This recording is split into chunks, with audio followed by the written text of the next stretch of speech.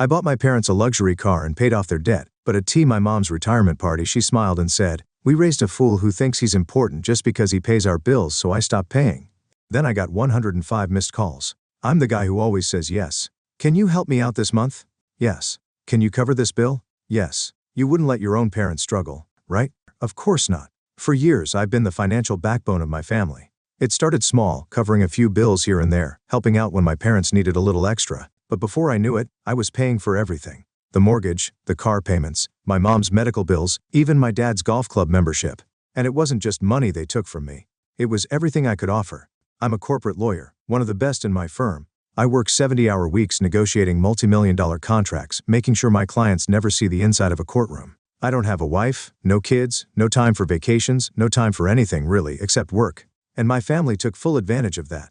My sister Anna got used to calling me every time she needed rent money or a new phone. My cousin Mark, who ran a struggling construction company, had me handling his legal work for free contract reviews, settlements, lawsuits. Even my parents relied on me for everything. I drafted their wills, negotiated a better deal on their insurance, and got my dad out of trouble after he crashed into someone's car. So when my mom was finally ready to retire, I made sure she wouldn't have to worry about anything. I paid off their house, cleared all their debt, even surprised them with a brand new luxury car because my dad had always wanted one but could never afford it. I thought just this once, maybe they'd be proud of me. Maybe I'd be more than just their personal ATM. I was wrong. The humiliation I wasn't supposed to hear. My mom's retirement party was huge. A high-end restaurant, live music, over 100 guests, family, friends, former colleagues. I handled everything. The food, the venue, even a slideshow of her career highlights. At some point during the night, I stepped outside to take a call from a client.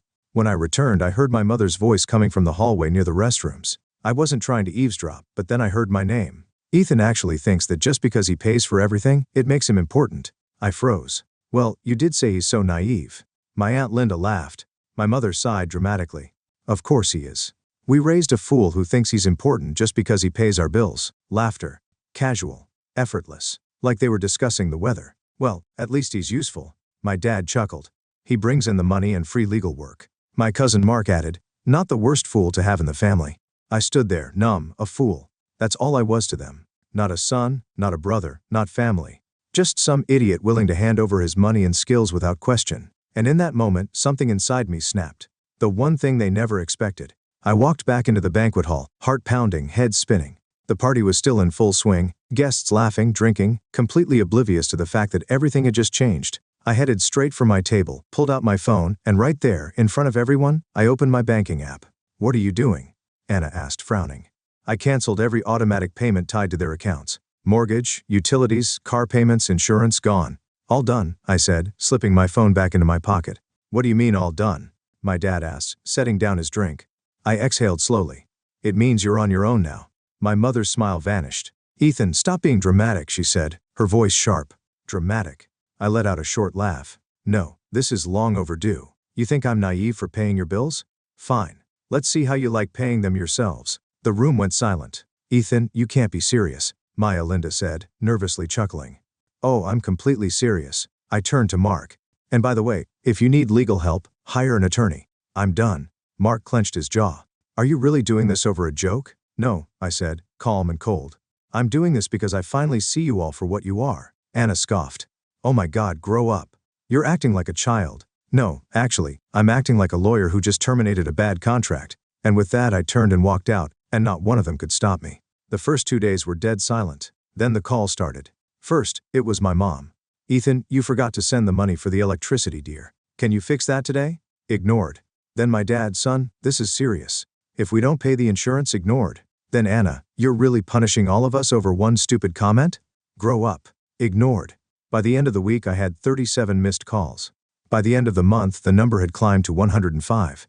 And that's when the real chaos began. At first I expected them to cool off, to maybe reflect. I was wrong. The silence didn't last long. After the 105 missed calls, they changed tactics. It started with guilt-tripping messages. "Mom, Ethan, we're your family. Families don't do this to each other. Dad, your mother is so stressed. She can't sleep. Do you even care? Anna, wow. So you're just going to abandon us like we're strangers?" I didn't respond. Then came the passive-aggressive posts on social media. Anna wrote, "Some people only do things for others so they can hold it over their heads later. Real love is unconditional." I laughed when I saw it. Unconditional? I had been paying her bills for years, never asking for anything. But now that I stopped, I was the villain. Then they got desperate. Mom, Ethan, the electricity was shut off today. We don't have power. How could you do this? That one almost got me. Almost. Then I remembered, I had been paying the bill for years. And every time I asked if they needed help budgeting, my mom would brush it off. Oh, don't worry about that, sweetheart. We'll figure it out. Well, time to figure it out. The unannounced visit. A week later, this showed up at my office. I was in the middle of reviewing a case when my assistant buzzed in. Ethan, your family is here. They don't have an appointment, but they're insisting it's urgent. I sighed, rubbing my temples. I should have expected this. Send them to the conference room. I closed my laptop and walked in to find Mom, Dad, and Anna sitting there looking pissed. Ethan, Mom started. This has gone on long enough. You made your point. Now let's be reasonable and fix this. Fix what? I asked, leaning against the table. The bills, Ethan, she snapped. We're behind on everything. The mortgage, the car, the insurance. Not my problem, I said simply. Not your. My dad shook his head. Son, you can't just cut us off like this. We're family. Oh, I can. And I did. And across her arms. So what? You just expect us to struggle? You mean like I struggled working 70-hour weeks to pay for everything while you all sat back and laughed at me? I shot back. She scoffed. It was just a joke. Ethan, you're blowing this way out of proportion. I leaned forward, resting my hands on the table. Let me be crystal clear. You laughed at me. You mocked me. You used me. And when I finally stood up for myself, suddenly I'm the bad guy. No, that's not how this works. Mom put on her sympathetic voice. Sweetheart, we never meant to hurt you. We just assumed you enjoyed helping us. Enjoyed? I let out a bitter laugh. Did I ever get a choice? Silence. Exactly, I said. Dad tried a new approach. All right, Ethan, let's make a deal. Maybe you don't have to cover everything anymore, but just help out with the big things. The house, the car, the insurance. That's fair, right? I smiled. Sure, I'll make a deal. For a brief second, I saw relief flash across their faces. Then I said, I'll pay for everything again. If you sign a contract stating you'll pay me back every cent with interest. The relief vanished. Ethan, don't be ridiculous, Mom snapped. Oh, I'm very serious. I pulled out a blank legal contract from my bag. Since you all love using me for my legal skills, let's make this official. Anna gawked at me. You expect us to pay you back? Yes. You never asked for money back before, she protested. And you never appreciated it before, I shot back. Dad slammed his hand on the table. You're acting like a complete stranger. I stared at him unfazed. You made it clear that the only reason you put up with me was because I paid for everything. So now let's see if you still want me around without my wallet. Silence. Mom looked at the contract, then at me. You're serious. Dead serious. She pushed back her chair and stood up. Fine. Keep your money, but don't expect us to come crawling back when you realize you need your family. I won't, I said. Anna stormed out first, then my dad, then my mom. I sat back in the chair, exhaled, and smiled. For the first time in years, I felt free. The final blow. A month passed. The missed calls slowed down. The guilt-tripping messages faded. Then one afternoon, I got a text from Anna. Anna, we're selling the house. Mom and Dad can't afford it without your help. I stared at the message for a long moment. Then I typed back, not my problem. Good luck. And for the first time in my life, I hit send without feeling a shred of guilt. After my family stormed out of my office, I expected them to finally back off. I was wrong. First, they tried the emotional route, and Linda sent me a long text about the importance of family and how I was turning my back on the people who raised me. My dad left a voicemail, his voice heavy with disappointment. I thought I raised a better man than this, Ethan. You're letting us all down. Anna? She just sent a single text. You're pathetic. I ignored all of them. Then they escalated. One evening, my phone buzzed with an unknown number. Against my better judgment, I answered. Ethan. Hey. It's Tom. Tom. My parents' neighbor. A guy I'd known for years but never kept in close contact with. Hey Tom. What's up? Listen, buddy. I ran into your folks the other day. They're in pretty bad shape, man. Your mom's been crying nonstop. Your dad looks like he's lost 10 pounds. They're struggling, Ethan. I clenched my jaw, and they need you, man. I know there's been some drama, but they're your family. You really gonna let them lose their house? There it was. The guilt trip through a third party. Did they tell you why they're in this mess? I asked. Well, Tom hesitated. Did they tell you that I paid for everything for years? That I cover their mortgage, their debts, their cars? Silence. No, I didn't think so. I said coldly. Tom, I respect you, but don't call me again about this. It's not my problem anymore. I hung up the setup. A week later, I got a call from my firm's HR department. Ethan, we need to talk. There's been a situation. My stomach tightened. What kind of situation? A woman claiming to be your mother called us this morning. She was very distressed. She said you had a mental breakdown and that she's worried about your well-being. I blinked. She what? She asked if we could check in on you. She even hinted that maybe your workload was too much and you needed some time off. I saw red. This wasn't just manipulation. This was an attempt to sabotage my job. You realize this is complete bullshit, right? I said, barely containing my anger. Of course, but we had to follow up. She made it sound like a serious mental health crisis. We're just glad to hear you're okay. Oh, I'm fine, I said through gritted teeth. But if she calls again, tell her to stay the hell out of my business. I hung up furious. They were escalating and I had a feeling this wasn't their final move. The final scam. It came 2 weeks later. I was at work when I received an urgent voicemail from Anna. Ethan, please. I know you hate us right now, but I need your help. It's about Dad. He's in trouble. Big trouble. Please just call me back. I didn't trust it. But a small part of me, the part that still cared, made me call her back. She picked up immediately. Ethan? Her voice was shaky, like she had been crying. What's going on? Dad, he got involved in something bad. He borrowed money from the wrong people. Loan sharks. They're threatening to take the house. I pinched the bridge of my nose. Anna, cut the crap. I'm serious. He didn't tell us until it was too late. They came to the house, Ethan. They said if we don't pay back $50,000 by the end of the month, they'll take legal action. My blood ran cold. Not because I believed her, but because I knew this was a scam. See, as a lawyer, I know how real loan sharks operate. They don't send legal notices. They don't threaten lawsuits. They use fists, not lawyers. And $50,000? That was exactly the amount I used to send my parents annually to cover all their bills. It was too perfect. Put Dad on the phone, I said. He's not home right now, she said quickly. Anna, I want to hear it from him. I can't. He's too stressed to talk.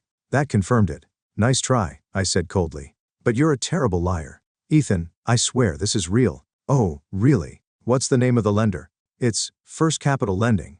I laughed. That's a real bank, Anna, not a loan shark. Silence. You just made that up, didn't you? I said, I don't bother. This is the sloppiest scam I've ever seen. At least put some effort into it next time. Ethan, please. Good luck paying that debt without me. And I hung up. The last straw. That was it. The final straw. I blocked their numbers. I changed my email.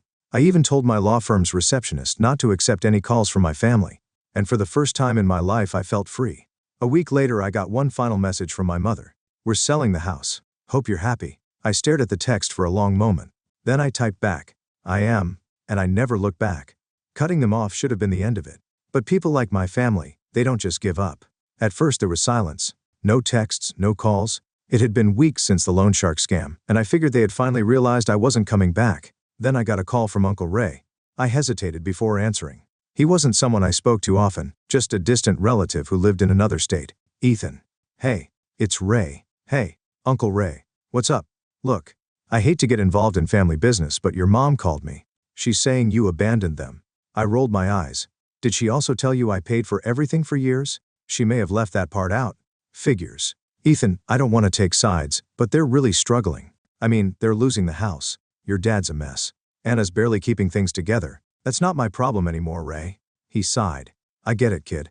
I really do. But family is family. I clenched my jaw. Is that what she told you? That I just abandoned them out of nowhere? Silence. Ray, let me save you some time. I paid off their debts. I covered their mortgage. I even bought them a luxury car. And do you know what I got in return? What? They laughed at me behind my back. Called me a fool. Said the only reason they put up with me was because I paid for everything. Another silence. Then Ray cleared his throat. Yeah, she definitely left that part out. So no, Ray, I'm not paying another cent. Fair enough, kid. I won't bother you again. Click. One by one they were losing allies. The real fallout begins. 2 months passed. Their house? Officially foreclosed. The luxury car? Repossessed. And his business? Folding. They were finally feeling real consequences. Then, out of nowhere, I got an email from an unknown sender with the subject line, "Are you sure you want to do this to your own mother?" I almost ignored it. But curiosity got the better of me. When I opened it, my stomach dropped. It was a GoFundMe page. The title? Desperate Mother on the Verge of Homelessness After Heartless Son Betrays Family. I felt a mix of rage and disbelief as I read through the description. After years of sacrificing everything for her children, our dear mother has been left abandoned by the one she trusted most. Her son, a wealthy lawyer, cruelly cut her off, leaving her with nothing. Now she faces losing her home and needs your help. Attached to the post were old family pictures. Once where I looked happy, where I looked like the beloved son, they were now weaponizing for pity money. At the bottom, $12,450 raised out of a $50,000 goal. I clenched my fists. They were actually scamming strangers now. And worst of all, it was working. I play my last card. I could have ignored it. Let them continue their little fraud campaign, but they made one big mistake. They used my full name. And that was defamation. I immediately forwarded the page to a friend in cybersecurity. Within a few hours, he tracked down the IP address linked to the GoFundMe. Guess where it led? In his laptop. I smirked. Gotcha. Then I called my lawyer. Hey Greg, you still handle defamation cases? Always. Who's the target? My own family. I sent him everything. The GoFundMe link, screenshots, proof of where the money was going because surprise, surprise, it wasn't going to Mom. Anna had withdrawn almost $10,000 already. Greg whistled. Heck Ethan, this is low even for family. Yeah. Well, they started this. I'm just finishing it. Want to send a cease and desist first or go straight to legal action? I thought about it. Then I said, no mercy. The final collapse. Within 48 hours the GoFundMe was shut down. All the money? Frozen. Anna called me screaming. You had no right. Oh, I had every right, I said calmly. It's called fraud, Anna. We were just trying to survive. No, you were trying to steal from innocent people. And now you're facing real legal consequences. She was silent. Oh, and by the way, I also notified GoFundMe's fraud department. So enjoy explaining yourself to them. Click. A week later, I heard through Uncle Ray that Anna had to pay back the donors. My parents, still drowning in debt. Their last lifeline gone. A month later, I received one last voicemail from my mom. Her voice was hollow, like she had finally run out of excuses. Ethan, I know you hate us, but we're your family. I don't know what to do anymore. Please just talk to me. I sat there listening, then I deleted it. For the first time in my life, I owed them nothing, and I never looked back. It's been 6 months since I cut them off. 6 months since I stopped paying their bills. 6 months since I shut down their fraudulent GoFundMe. 6 months since I heard my mother's voice. At first I expected another wave of manipulation. Maybe they'd send more relatives to guilt trip me. Maybe Anna would try another scam. Maybe my dad would show up at my office demanding I fix everything, but nothing happened. Just silence. I should have felt relieved, but instead I felt strange. Not regret. Definitely not guilt. Just an odd emptiness. The kind that comes when you realize the people you once called family were just leeches you finally removed. The final attempt. One evening I got home late from work, tossing my briefcase onto the counter. My phone buzzed, a number I didn't recognize. I hesitated. Then, against my better judgment, I picked up. Hello? A woman's voice came through. Shaky. Not my mother. Ethan, it's me. Kelly. I blinked. Kelly. Jacob's wife. She was married to my cousin, and while we'd never been particularly close, she had always been quiet, observant. The only one in the family who didn't treat me like a wallet. Kelly, I said cautiously. What's going on? I don't know if I should be calling, but I thought you should know. Your parents moved in with Anna. I raised an eyebrow. So things are bad, Ethan. Really bad. I stayed silent. Anna's business is gone. The house is a mess. Your mom and dad, they barely leave their rooms. And Anna? She's completely unraveling. Drinking too much, snapping at everyone. She told me last week that she wished you had never been born. I snorted. That's not exactly new. No, Ethan. I mean it. She's completely lost it. And now that they don't have you, they're turning on each other. I leaned against the counter, rubbing my temple. Why are you telling me this, Kelly? She hesitated. Because I think your mom is sick. I felt my stomach tighten. Sick how? I don't know exactly. She's lost a lot of weight. She barely speaks. Anna won't take her to a doctor because they don't have money for it. And your dad? He just sits there drinking. I exhaled slowly. This was their reality now. For years, they lived off me wasting money, laughing behind my back, treating me like I was disposable. And now they were disposable to each other. Kelly, I said after a moment, why are you really calling me? She hesitated again. Then she finally admitted the truth. Your mom asked me to call you. She didn't want to do it herself. She said she'd rather die than beg you for help. But Ethan, I think she's hoping you'll come back. I closed my eyes. There it was, their last desperate attempt. I let the silence stretch until Kelly sighed. I know they don't deserve it, but I also know you. And I know this isn't easy for you. I clenched my jaw. She wasn't wrong. Then I said the one thing I knew Kelly didn't want to hear. They made their choice. She sighed. Yeah, I figured you'd say that. You seem like a good person, Kelly. Don't let them drag you down with them. She let out a bitter laugh. Too late for that. Click. I stared at my phone for a long time after that. Then I did something I never thought I would. I unblocked my mother's number and I sent one final message. I know you're sick. Go to a hospital. You can still fix this for yourself, but don't ever expect anything from me again. This is the last time I'll acknowledge you. She read it immediately. No reply. The end of the story. Months passed. I never heard from them again. I don't know if my mother ever went to the doctor. I don't know if my father ever sobered up. I don't know if Anna ever crawled out of her downward spiral. And I don't care because for the first time in my life I was free.